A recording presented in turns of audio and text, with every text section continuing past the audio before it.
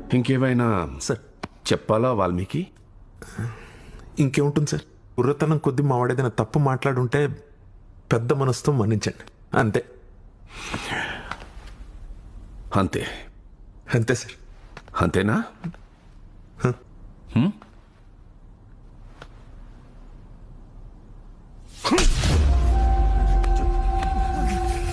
ఏంటి అంతే కదా వాల్మీకి, అంతే కదా?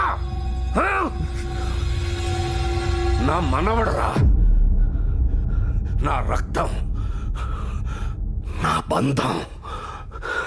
అలాంటి వాణ్ణి లాక్కెళ్ళిపోతూ అంతే ఇట్లా అంతే. వాల్మీకి, నా అల్లుడు హాస్పిటల్లో ఉన్నప్పుడు నర్సు వీడితో మాట్లాడింది నేను విన్నాను.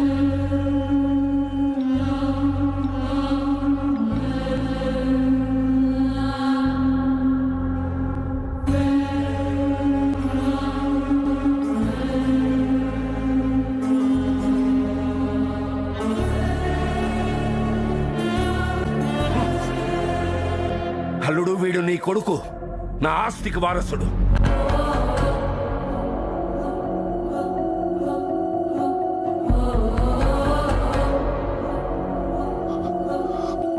అందుకే ఆ డాక్టర్ని రెచ్చగొట్టాను, వీడిని ఇంట్లోకి రానిచ్చాను.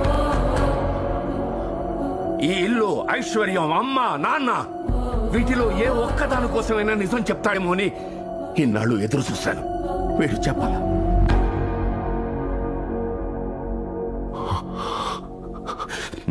వీడు చేసిన పని విన్న నాకే రక్తం మరిగిపోతుంటే నీకు కోపం రాలేదరా? ఎందుకు సార్, దేవుడు అతనికి ఎప్పుడో పనిష్మెంట్ ఇచ్చాడు. ఆ బెనకెనకాలు పెరిగి పెరిగి కుంటిదైంది. పిల్లలు మార్చిన ఆనందం పెరిగి పెరిగి భయం అయింది. ప్రశాంతంగా పడుకుని 25 ఏళ్ళైంది సార్. వదిలేండి సార్. మనుషుల మీద కోపం లేదు, ఆస్తి మీద ఆశ లేదు. మరి ఎందుకు వచ్చావురా ఇంట్లోకి?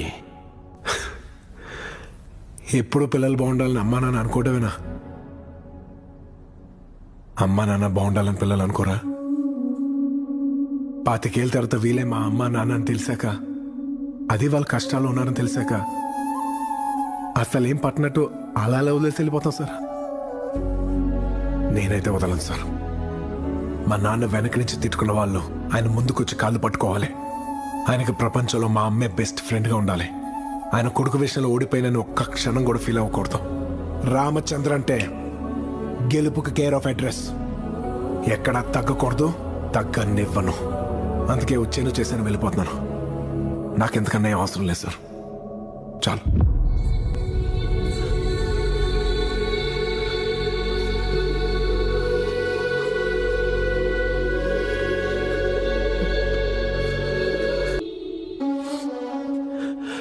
చెప్పానా మావయ్య? నేను చెప్పానా నా కొడుకు ఎలా ఉంటాడో? చెప్పానా? ఇలా ఉంటాడు, ఇలాగే ఉంటాడు, ఇలాగే.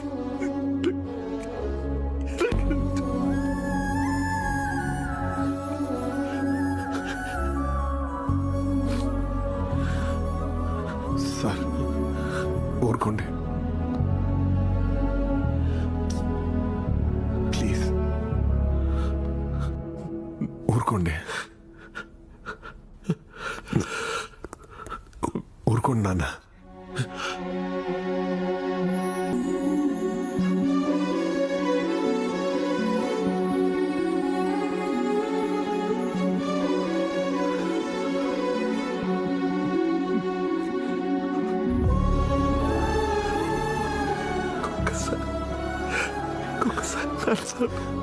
ఊరుకోండి నాన్న ప్లీజ్.